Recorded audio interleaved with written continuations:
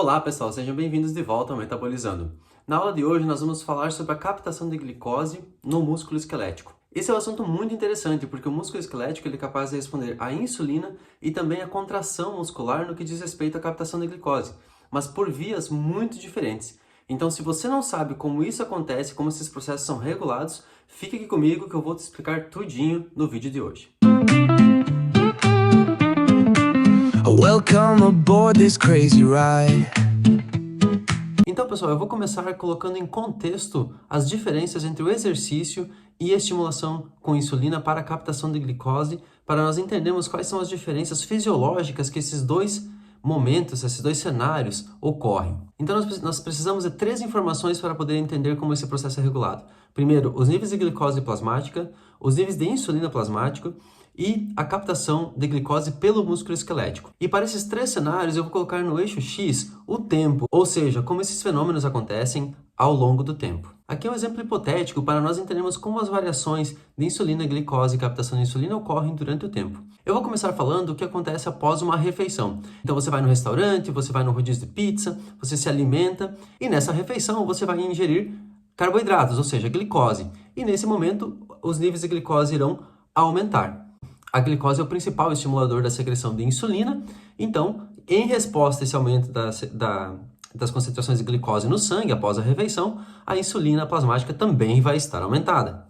A insulina é o principal hormônio que vai induzir a captação de glicose em tecidos periféricos, incluindo o músculo esquelético que nós temos aqui no terceiro gráfico. Após o término da refeição, então nós não estaremos mais ingerindo glicose e a insulina vai estar ativando, vai estar estimulando a captação de glicose pelo músculo esquelético, entre outros tecidos, mas aqui a gente está falando especificamente do músculo esquelético, e os níveis de glicose vão retornar às suas concentrações basais, retornando então a insulina às suas concentrações basais e a captação de glicose às suas concentrações basais. Isso é o que é esperado no indivíduo saudável, ou seja, você faz uma ingestão de carboidratos ou faz uma refeição, aumentam as concentrações de glicose no sangue, as células beta vão responder a esse aumento da concentração de glicose, secretando insulina, e a insulina nos tecidos periféricos, nesse exemplo aqui, o músculo esquelético, vai induzir a captação de glicose, trazendo os valores de glicose para suas concentrações basais. Como resposta, a insulina voltará às concentrações basais. Agora nós vamos falar o que acontece com as concentrações de glicose, insulina e captação de glicose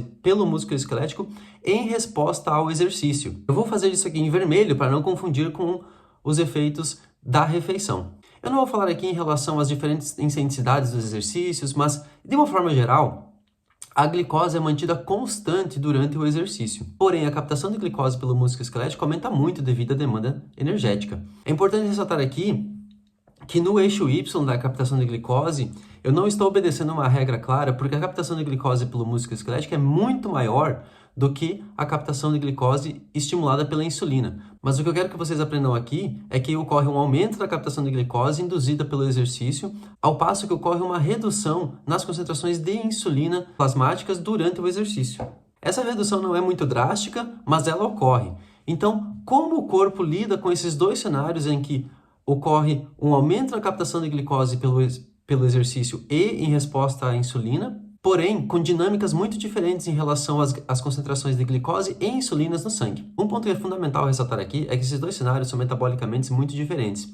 Por exemplo, a insulina é um hormônio anabólico, então a sua resposta em relação à refeição tem o objetivo de estocar energia na forma de glicogênio, principalmente no músculo esquelético. Enquanto, por outro lado, o exercício é um fenômeno catabólico. Então, essa captação de glicose pelo músculo esquelético tem como objetivo o fornecimento de energia para a contração muscular. Então, aqui eu desenhei para vocês uma membrana plasmática hipotética de uma célula muscular.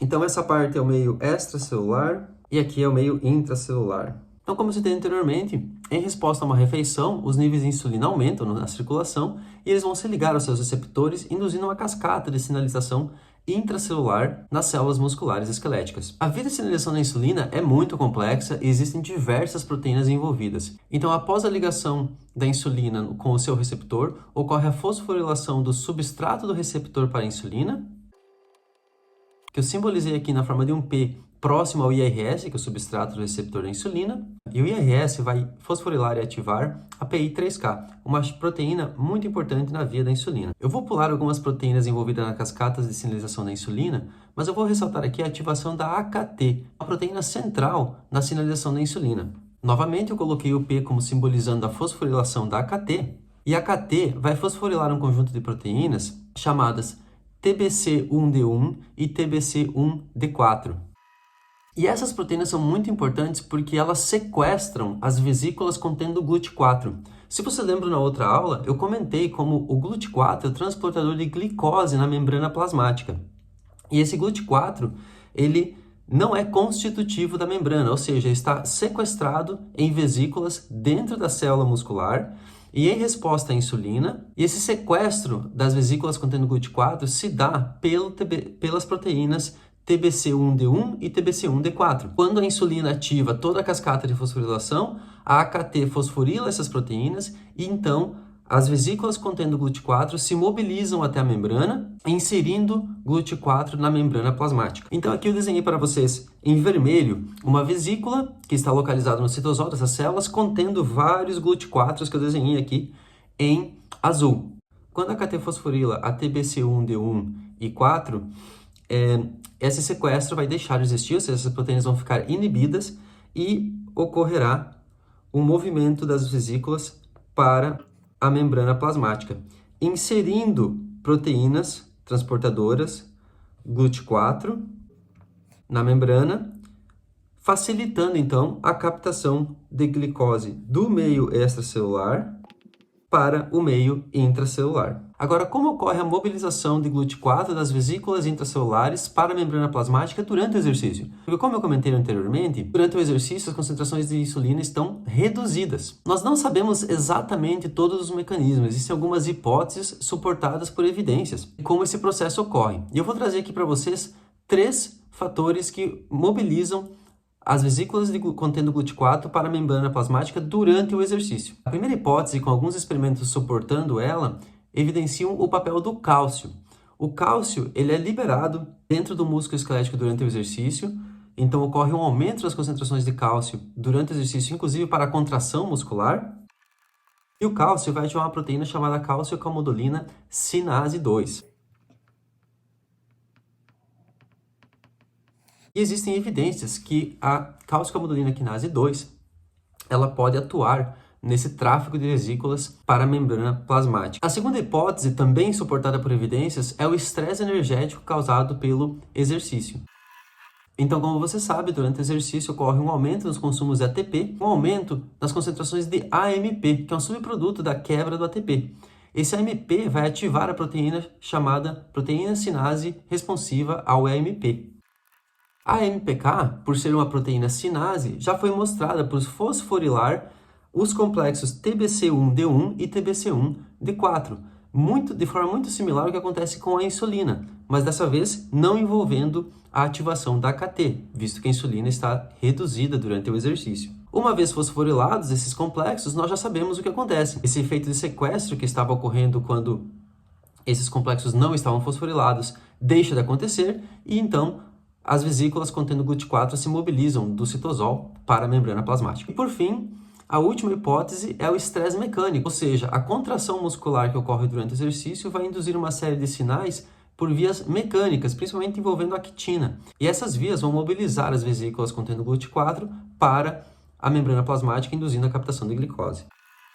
É importante ressaltar que existem outras hipóteses e outros sinais envolvendo a captação de glicose durante o exercício. Então esse aqui é apenas um breve resumo de tudo o que acontece durante o exercício. Então essa foi uma visão geral de como ocorre a captação de glicose no músculo esquelético em resposta à insulina e em resposta à contração muscular, ou seja, durante o exercício. Se você tem alguma dúvida, algum comentário, deixe aqui embaixo. Não esqueça que referências também estão aqui na descrição do vídeo. Não se esqueça de curtir e compartilhar o vídeo, se inscreva no canal, um abraço e até a próxima! Welcome aboard this crazy ride.